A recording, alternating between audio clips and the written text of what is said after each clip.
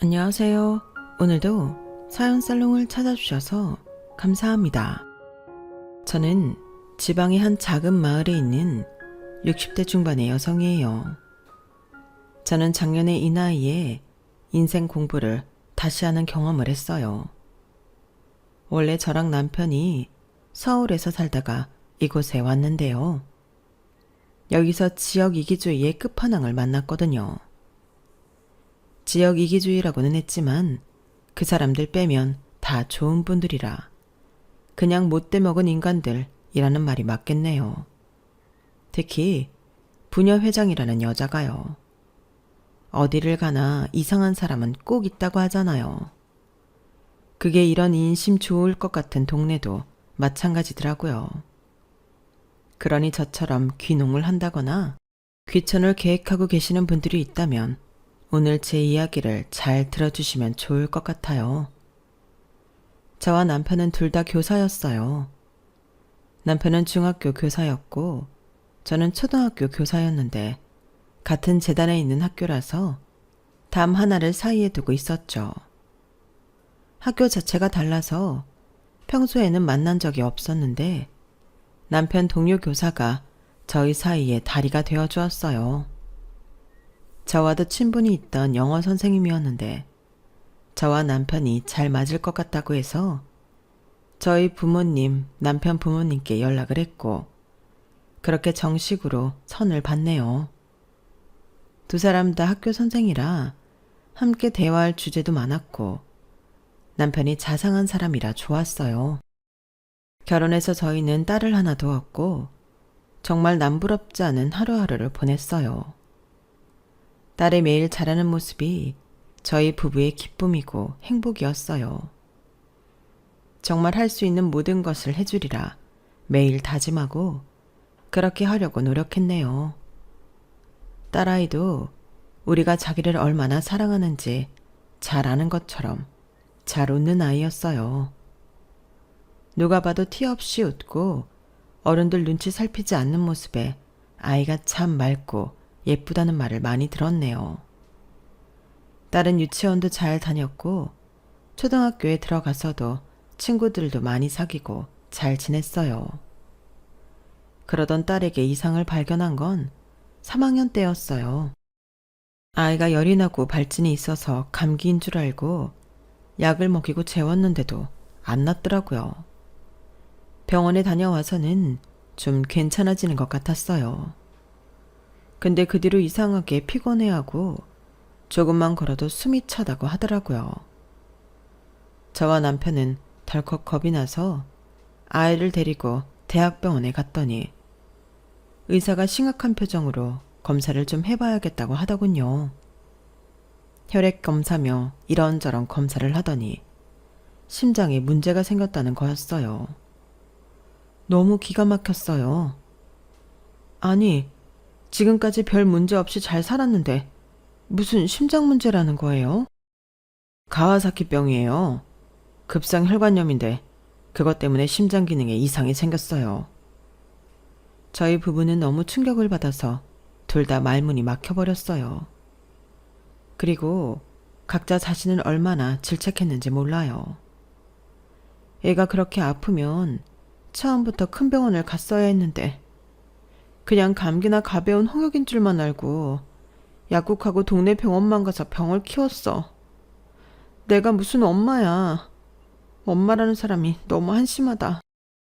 그러지 마, 여보. 나도 마찬가지지. 내가 그냥 감기 같다고 했잖아. 그래서 우리가 다른 생각 못한 거야. 진짜 원인은 나한테 있어서. 미안하다, 우리 딸. 아빠가 어리석어서. 그러다가 저희 두 사람은 부둥켜 안고 펑펑 울었어요. 어린 딸이 가여워서 견딜 수가 없었네요. 불쌍한 우리 딸아이를 위해서라도 저희는 정신을 차려야만 했어요. 남편은 저를 다독이며 말했어요. 우리 미연이 다시 건강해질 수 있어. 그러니까 우리가 힘내자. 당신이랑 내가 의연해야 애도 담담하게 극복하지. 알았지? 응, 알고는 있는데 자꾸 눈물이 나와서. 알았어. 당신 말이 맞아. 이제 그만 울고 앞으로를 생각해야지. 우리 잘해보자, 여보. 아이는 우선 심장 수술을 받아야 했어요. 조그마한 아이한테는 너무나 큰 수술이었죠. 딸이 수술실에 들어가 있는 동안 제발 아무 문제 없이 무사히 수술이 끝나게 해달라고 빌고 또 빌었어요. 다행히 수술은 잘 되었고 여러 약물 치료를 병행하며 당분간 병원에 입원했어요. 그러느라 학교는 당연히 휴학계를 냈고요. 퇴원 후에도 한동안은 운동도 제한해야 하고 일상생활을 회복하는 데에 시간이 필요해서 저 역시 휴직계를 내고 아이 옆에 붙어서 내내 병간호를 했어요. 아이는 친구들처럼 학교에도 가고 뛰어놀고 싶어 했지만 그러려면 좀 더 시간이 필요했어요. 미연아, 조금만 참고 운동 시간 점차 늘리고 숨 안 차게 되면 친구들하고 놀 수 있어. 학교도 다시 가고. 그러니까 병원 잘 다녀야 돼. 알았지? 병원 너무 싫은데. 병원만 가면 죽을 것 같단 말이야. 입원한 사람들 보면 나처럼 다 아픈 것 같고. 다 싫어. 그 사람들도 다 미연이처럼 나으려고 하고 있는 거야. 의사 선생님이 치료해 주는 거잖아. 미연이도 그래서 점점 나아지고 있는 거고. 지금까지 잘했잖아. 미연이 끝까지 잘 다닐 수 있어. 엄마가 있잖아. 엄마 옆에 있는데 뭐가 무서워? 그럼 엄마가 나 안 죽게 지켜줄 거야? 딸아이가 순진한 눈망울로 그렇게 말하는데 어찌나 가슴이 아프던지. 금방이라도 눈물이 터질 것 같았지만 저는 꾹꾹 참으며 말했어요. 그럼 우리 딸이 죽기는 왜 죽어? 그런 일 없으니까 무서워하지 마. 이제 건강해질 일만 남았어. 그날 밤 저는 남편을 붙잡고 펑펑 울었어요. 아이가 얼마나 힘들었으면 병원 가면 죽을 거라는 생각을 했을까요? 부모님들이 왜 차라리 내가 아프면 좋겠다 그러셨잖아. 어떤 심정이었는지 너무 잘 알겠어. 왜 내가 안 아프고 우리 미연이가 아픈 건지. 엄마가 딸아이를 이렇게 아프게 했으니 어쩌면 좋아. 아니야. 이제 잘 낫고 있잖아. 조금 있으면 다시 건강해져서 전처럼 명랑해질 거니까. 너무 그러지 마. 당신 잘 버텼잖아. 나도 당신 보면서 정말 대단하다고 생각하고 마음 다잡는다고. 당신 정말 대단한 사람이야.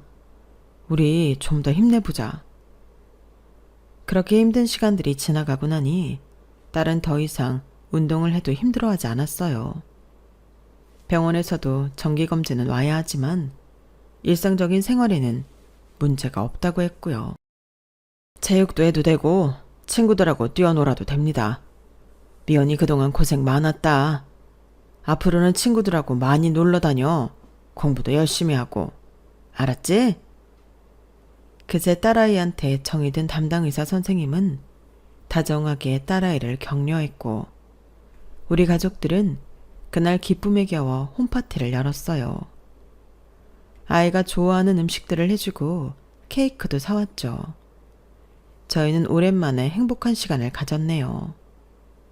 딸아이의 건강이 얼마나 소중한 건지, 아니 딸뿐 아니라 가족 건강의 소중함을 뼈저리게 느꼈어요. 저는 다른 건 제쳐두고라도 남편과 딸의 건강을 위해 식단도 조절하고 좋다는 영양제도 잘 챙겨 먹였네요. 학교로 돌아간 딸은 금세 아이들과 잘 어울리며 공부도 잘했어요. 그냥 잘하는 정도가 아니라 전교에서 손꼽을 만큼 우등생이었어요. 같은 반 친구들이 딸한테 공부 좀 가르쳐달라고 할 정도로요. 그러면 딸은 친구들을 집으로 하루 불러서 모르는 걸 차근차근 설명해가며 가르쳐 주더라고요. 간식을 챙겨주며 친구들 가르치는 딸을 보고 있자니 어찌나 대견한지 절로 웃음이 지어졌어요. 얘들아, 우리 미연이한테 배울 게 있어? 너네 같은 반이잖아. 같은 학생인데 대학생 선생님이나 학원 선생님한테 배우는 게 낫지 않아? 아니에요. 미연이가 훨씬 더 설명도 쉽게 하고 머리에 쏙쏙 들어와요. 맞아요. 선생님들 설명은 좀 어려운데 미연이는 되게 쉽게 알려줘요.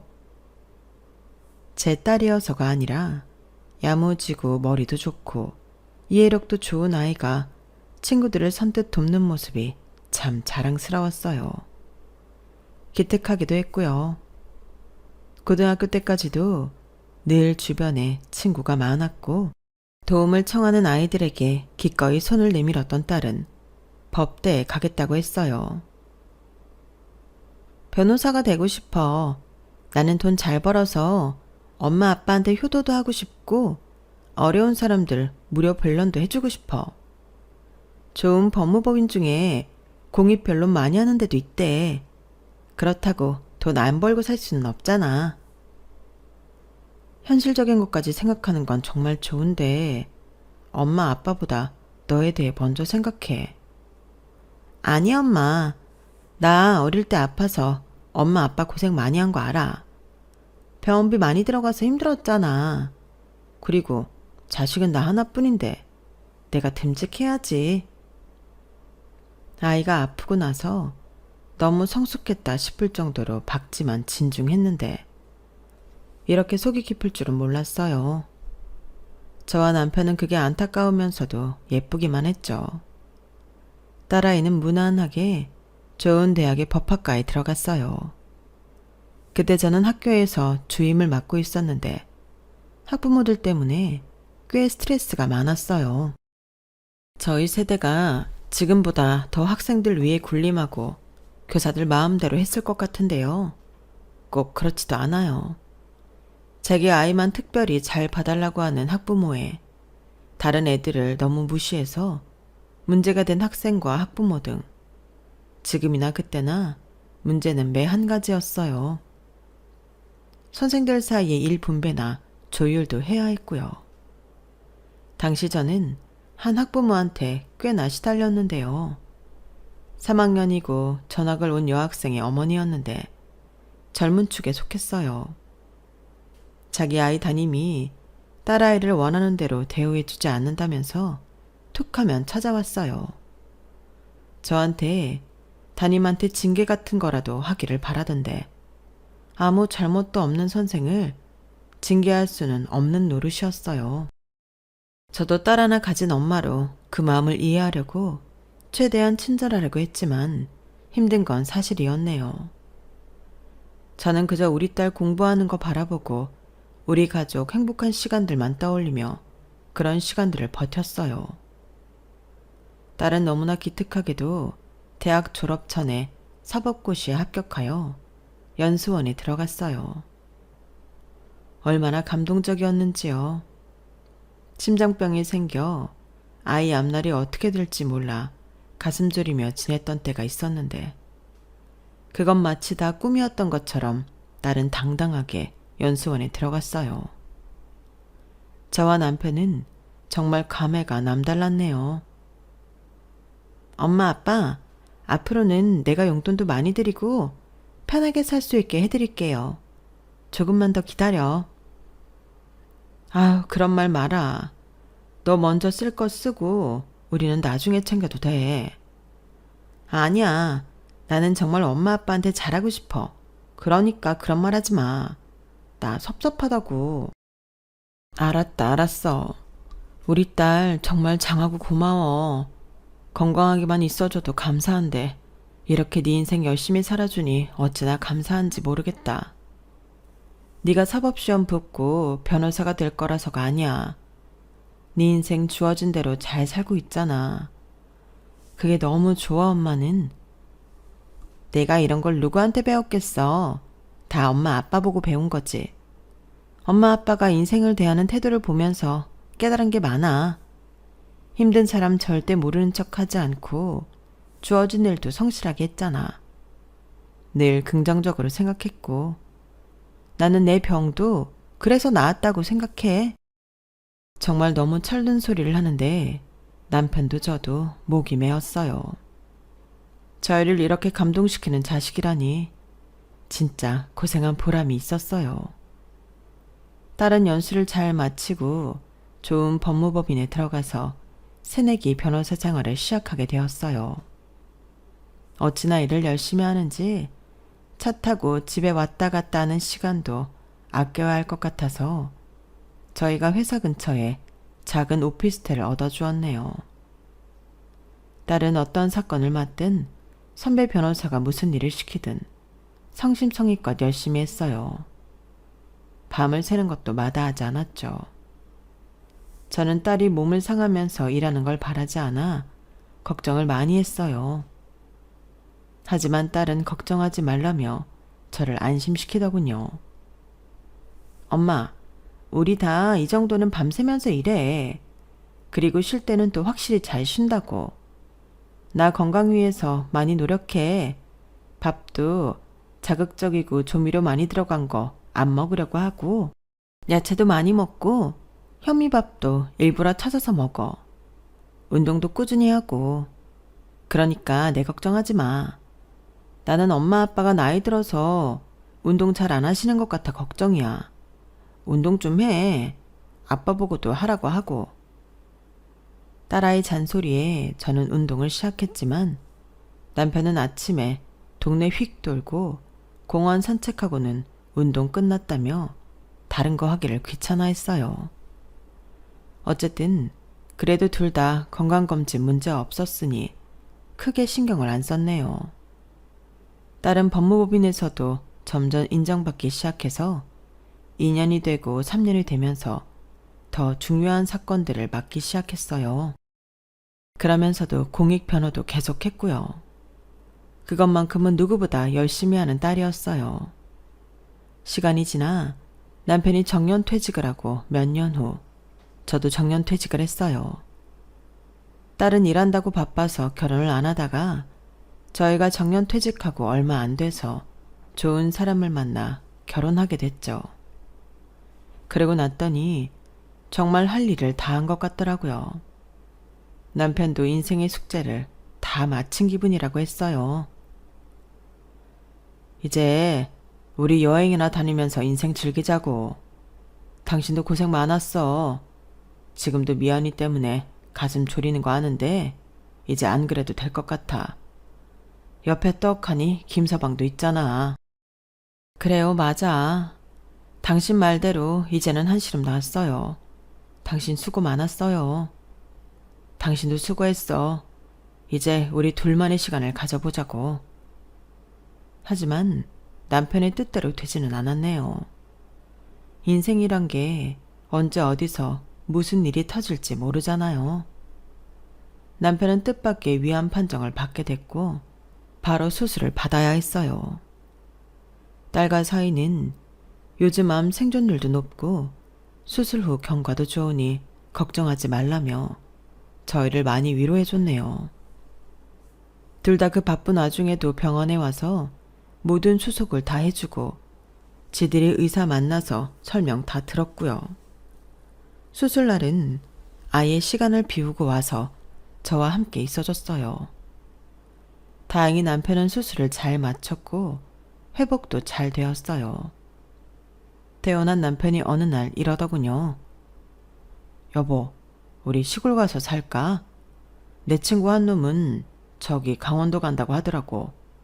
지금 열심히 준비 중이야. 나 이렇게 아프고 났더니 당신도 어디 아프지 않을까 걱정되고. 공기 좋은 데에서 흙 밟고 풀냄새 맡으며 사는 게 좋다잖아. 금방 딴 야채 먹고. 우리 그러자, 어? 그럼 우리도 강원도로 갈까? 어디가 좋아? 나는 따뜻한 데가 더 좋은 것 같은데. 저희 부부는 한 보름 정도 논의를 더 한 후에 따뜻한 지방으로 가기로 결정을 하고 딸 부부한테도 이야기를 했어요. 딸 부부는 잘 생각했다며 공기 좋은 데에 가서 한가롭게 살라고 했어요. 무슨 일 있으면 꼭 전화해. 나랑 오빠가 바로 갈 거니까. 알았지? 거기 병원 가는 건 어때? 차 타고 1시간쯤 가면 바로 대도시야. 대학병원 있고 걱정하지 마. 알았어. 그래도 무슨 일 있으면 우리 꼭 불러. 딸은 그렇게 신신당부하고 우리를 내려보냈어요. 저희 부부가 내려가기 전 이미 사위가 우리가 살 집과 땅을 싹 둘러보고 리모델링을 다 해줬고 이삿짐 센터까지 불러줘서 저와 남편은 몸만 편하게 내려갈 수 있었죠. 이삿짐 센터 직원들과 열심히 짐을 나르고 정리를 좀 한 다음에 다 함께 가까운 데에 있는 식당에 가서 밥을 먹고 왔더니 저랑 비슷한 나이의 여자가 대문 밖에서 저희 집을 기웃거리는 게 보였어요. 저는 얼른 가서 인사를 했어요. 안녕하세요. 동네 분이세요? 저희 여기 이사 왔어요. 앞으로 잘 부탁드려요. 그러게. 얼마 전까지 공사한다고 이 주변 아주 복잡하게 만들고 보통 불편을 끼친 게 아닌데 살 사람들은 보이지도 않아서 뭐 하는 사람들인가 궁금했네요. 내가 여기 부녀회장인데 그간 불편하게 한 것도 있고 마을 사람들한테 미리 양해도 안 구했잖아요. 저희 불편한 값으로 오늘 30만 원만 받읍시다. 보자마자 이런 말을 하는 부녀회장이라뇨. 저와 남편은 황당해서 서로를 쳐다보았어요. 남편이 좋은 말로 이렇게 말했어요.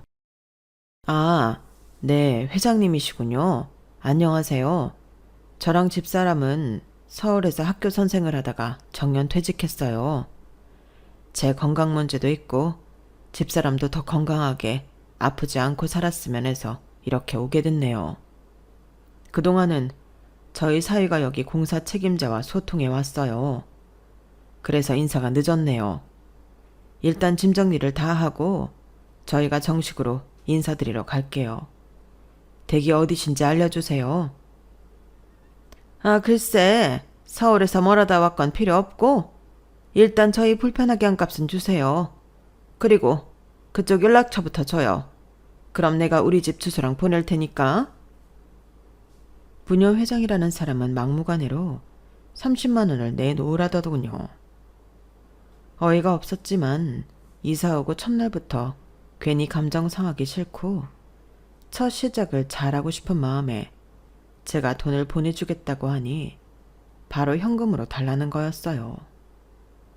어쩔 수 없이 가지고 왔던 비상금에서 30만 원을 내줬네요. 부녀회장은 일방적으로 제 번호를 알아가서는 정말로 자기 집 주소를 보냈어요. 저녁 먹기 전에 인사를 오라나요? 참나. 저랑 남편이 그렇게 오래 교직 생활을 하고 많은 교감 교장을 거쳤지만 이런 사람은 없었어요. 세상 어느 권력자보다도 더한 것 같았죠. 아무튼 우리는 잘 지내고 싶은 마음에 짐 정리를 하다 말고 저녁 5시쯤 부녀회장 집을 찾아갔어요. 주소가 나와 있어도 집들이 드문드문 있고 주변에 알아볼 만한 특징 있는 건물이 없어서 찾는 데에 좀 애를 먹었어요. 부녀회장 집은 그 근처에서는 꽤 크고 좋은 3층 빌라의 3층이었어요. 근처 슈퍼에서 음료수 세트를 사서 들고 갔는데 부녀회장은 고맙다는 말도 없이 받아들더니 이렇게 말했어요. 여기는 서울하고 달라서 학교 선생이었던 대단한 사장이었던 뜨내기는 뜨내기예요. 알겠어요? 있을 동안만이라도 협조 잘 하시라고요. 회장님, 저희 오래 있을 생각입니다. 남은 여생 계속 있을 수도 있고요.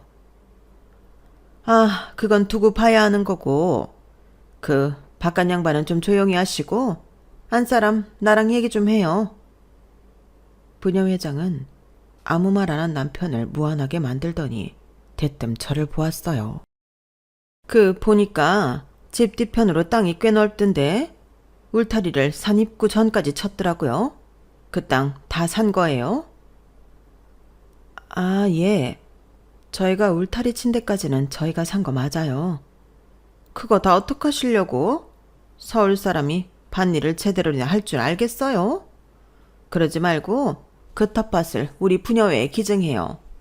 아니면 마을회관이나 그럼 우리 할 일 없는 아줌마들이 자기들 먹고 싶은 거 심어서 각자 가져갈 테니까. 저희도 다 계획이 있어요. 잘하지는 못해도 거기 허브 농원처럼 만들려고 하고요. 무작정 저희 땅을 기증하라고 하시니 왜 그러시는 건지. 왜라니? 우리가 편하게 놀 데가 필요하니까 그렇지.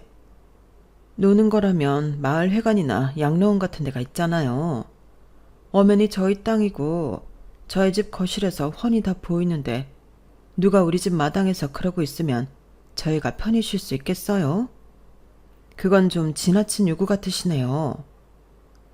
여기 사람들이 평생 농사 짓고 일만 했다 생각하죠? 아니거든요.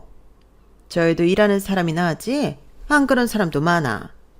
그래서 심심풀이로 밭을 가꿀 것도 필요하고 어쨌든 생각해놔요. 그리고 지금부터 마을회관 이용할 거죠? 안 그래도 우리가 어제 바로 전기시설 다시 수리하고 에어컨도 새로 들였거든. 마을에서 일괄적으로 40만 원씩 다 걷었으니까 그쪽도 40만 원 내요. 내가 계좌 보낼 테니까 거기로 모레까지 보내요. 늦지 마요. 그러더니 대문을 닫고 들어가 버렸어요. 저희는 황당해서 그날 저녁 먹을 생각도 못하고 여기 내려온 걸 잘한 건지 고민을 했네요. 남편은 이렇게 말했어요. 어쨌든 우리도 이제부터 마을회관 이용하게 될 테니까 돈을 내자고. 그게 정말 40만 원이었는지는 알 수 없지만 그렇다는데 뭐 어쩌겠어.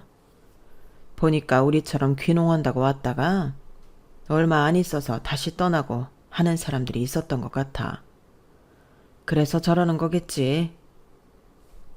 저희는 어쨌든 좋게 생각하려고 애썼고 그 자리에서 40만 원을 부녀회장 계좌로 보냈어요. 오자마자 생각지도 않은 돈 70만 원이 나간 거죠. 하지만 그 후로 일주일 정도는 부녀회장과 마주치는 일 없이 평온한 날들이 이어졌어요. 사람들이 나이 들수록 자연이 좋아진다는 게 뭔지 알겠더라고요. 아침마다 서울에서는 들을 수 없던 새소리에 온통 초롱인 풍경을 보며 하루를 시작하니 마음이 여유롭고 편안하더라고요. 서울에는 없는 벌레들도 있고 불쑥 튀어나오는 동물들도 있었지만 이게 다 흙이 있고 풀이 있고 숲이 있어서라고 생각하니 너그러워지더라고요. 주말에 찾아온 딸 부부도 저희가 편해 보인다며 잘 됐다고 좋아했고요. 딸내가 하루를 자고 다음날 떠난 후에 처음으로 마을 회관 갈 일이 생겼어요. 경로잔치 회의를 한다고 문자가 왔더라고요. 그런데 저희가 마을 회관 마당에 들어서자마자 한 남자가 저희를 가로막았어요. 새로 이사 오신 분들이죠? 차 있어요? 아, 예. 있는데 오늘은 안 가져왔어요. 남편이 말하자 그 남자는 손부터 내밀었어요. 여기 한 달 주차장 이용 20만 원. 그것부터 내시고 누나가 그러는데 그 댁 뒷마당 텃밭 안 내줄 거면 오늘 회의 못 들어온다고 했어요. 저는 더 이상 참을 수 없어 좀 날카롭게 말했어요. 아니, 차 사용을 할지 안 할지도 모르는데 무작정 주차장 이용료부터 내라뇨. 그건 그렇다 쳐요. 우리 텃밭을 안 내놓으면 못 들어간다뇨. 그쪽이 부녀회장 동생이면 동생이었지. 무슨 권한으로 이러세요? 내가 이장이에요. 그리고 우리 누나 말 안 들으면 여기 참석할 생각도 하지 말아요. 이런 말도 안 되는 횡포에 남편도 화가 났고 저희는 회의고 뭐고 그냥 집으로 돌아왔어요. 다음날 제가 장을 보러 시내 가까운 마트를 가느라 차를 몰고 나갔는데 마트 주차장에 있던 이장이 또 다짜고짜 20만 원을 내고 텃밭 어떻게 할 거냐고 하는 거였어요. 그때 인상 좋고 등치 좀 있으신 제 또래 여성분이 오더니 이장한테 이러더라고요. 충식이 너 뭐하냐? 또 네 누나 꼬붕짓 해? 니들 자꾸 그러면 나 진짜 구청장 면담 심당할 거야. 니들 신고한다고. 할 수 있으면 해보쇼. 어차피 우리는 아니라고 하면 그만이지. 이장은 툴툴거리며 자리를 떴고 그 여자분이 저한테 다가왔어요. 새로 수리한 집 이사 오신 분이죠. 저는 거기서 쭉 나와서 왼쪽 길로 돌아서 안에 있는 집에 살아요. 김영숙이에요. 아, 예, 이진희예요. 이런 말이 어울릴지 모르겠는데 도와주셔서 감사해요. 아우, 별 말씀을요. 여기가 작은 동네다 보니 저것들이 몇 년 전부터 부녀회장, 이장 완장차고서 아주 보통 행패가 아니에요. 저 둘 때문에 얼마 못 있다 나간 외지인도 있고요. 아휴, 저것들 못된 걸 좀 알아야 되는데 이상하게 구청이고 파출소고 저 인간들을 싸고 두는 것 같더란 말이죠. 아무튼 우리 다 이상한 사람들 아니에요. 오해는 마세요. 저희도 이렇게 사정 알아봐 주시는 분들이 있어 다행이에요. 감사해요. 여기 사람들 다 좋아요. 걱정 마시고 어울리세요. 못하면 점심 먹으러 저희 집 오세요. 다른 분들도 소개시켜 드릴게요. 저희 부부는 그날 점심을 그 여자분 댁에서 먹으며 다른 마을 사람들도 만나고 좋은 시간을 보냈어요. 하지만 부녀 회장과 그 동생 이장이라는 사람은 어떻게 좀 해야겠다는 생각이 들더군요. 그리고 며칠 잠잠했어요. 그새 저희는 다른 마을 사람들과 인사하고 안면 트면서 조금씩 가까워졌어요. 다른 집 밭일 도우러 가서 음식도 같이 만들고 밭일도 배우고요. 한 번은 시선이 느껴져서 돌아보니 마을 사람들과 어울려 웃고 있는 저희를 노려보는 부녀회장이 서 있었어요. 어쨌든 부녀회장 파워가 있으니 몇몇 분들은 저희와 어울리지 않으려고도 했는데요. 아무튼 그 모습을 보니 또 뭔 일을 저지르려나 싶더라고요. 그리고 이틀인가 지났을 때 아니나 다를까 부녀회장이 저희 집 초인종을 요란하게 눌러댔어요. 나갔더니 이러더라고요. 보아하니 마을 잔챙이들하고 좀 어울리던데. 그럼 마을 회관에 올 일도 생길 거 아니겠어?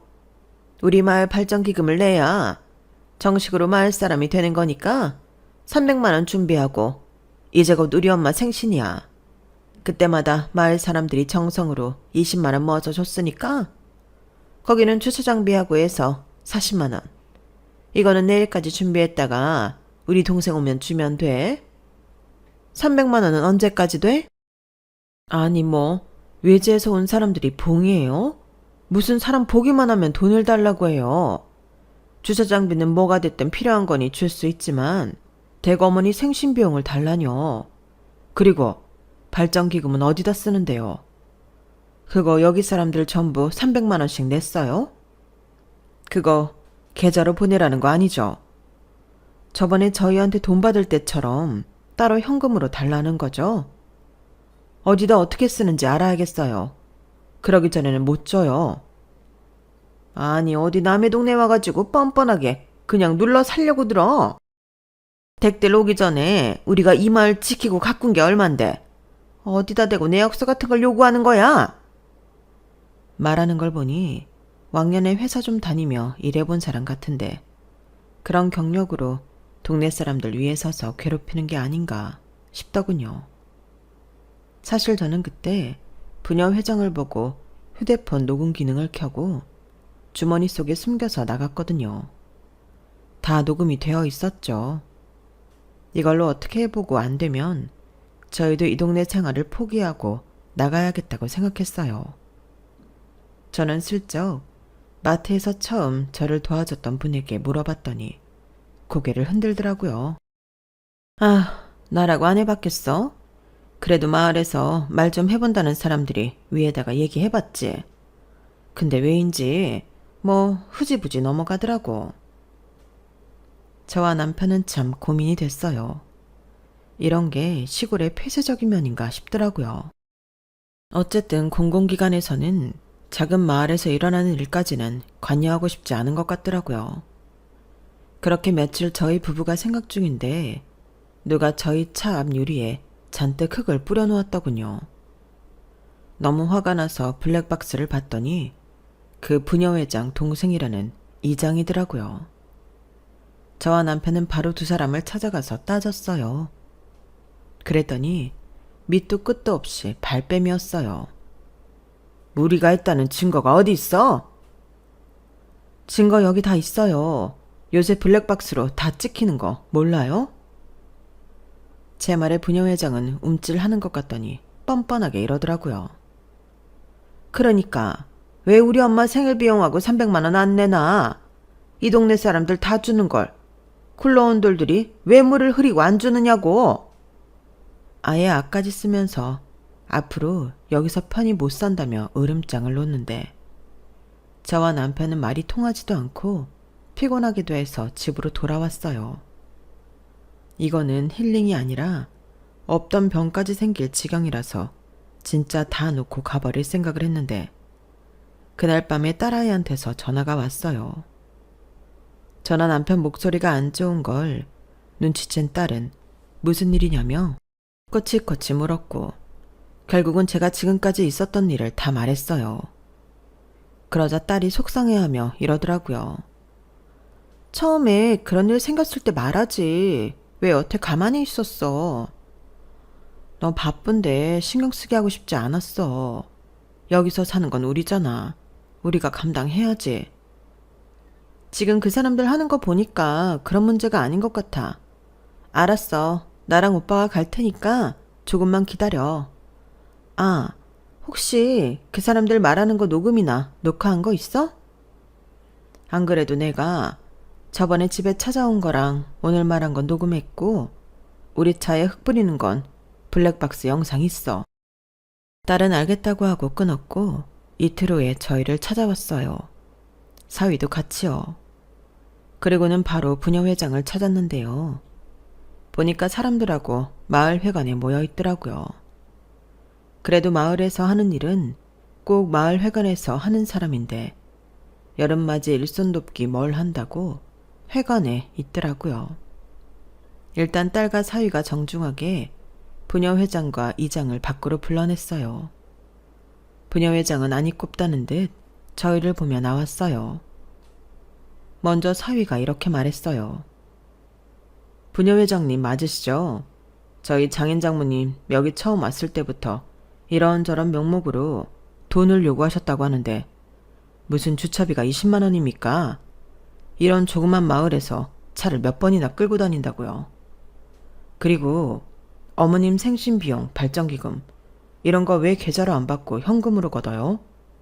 그리고 발전기금이라는 걸 부녀회장이 그렇게 막무가내로 요구해도 되는 건가요? 외지인은 빠져. 이건 우리끼리 해결할 문제고 여기서 살 사람들이 마을 발전 위에 못 돕겠다면 나가야 되는 거 아니겠어? 우리도 우리랑 같이 서로 돕고 살 사람들하고 있어야지. 그럴 마음 없으면 소용없어. 그게 부녀회장 권한입니까? 아닌 것 같은데요. 공공기관에서 내려온 문서라도 있어요. 이거 횡령 착복 맞는 것 같은데요. 내역서랑 관련 조항 보여줄 수 없으면 제가 직접 여기 관할 경찰서에 가서 말하는 수밖에 없네요. 그러자 부녀회장은 깔깔 웃으며 이렇게 말했어요. 아이고, 어디 해봐. 그게 통하나. 내가 그 바닥 공공기관에서 30년을 일한 사람이야. 알만한 인맥은 다 안다고? 아, 그래서 여태 무사하셨나 봐요. 그런데 어쩌죠? 지금 거기 경찰서장 말이에요. 제 선배님 직속 부하 같은데요. 뭐라고? 댁이 뭔데? 허풍을 치는 거면 내가 가만 안 둬? 허풍 아니고요. 제가 경찰대학 행정과 교수인데 저희 선배님이 지금 이 도 경찰청 높으신 분이에요. 그 경찰서장님은 당연히 밑에 사람이죠. 제가 가서 말씀 좀 드려야겠습니다.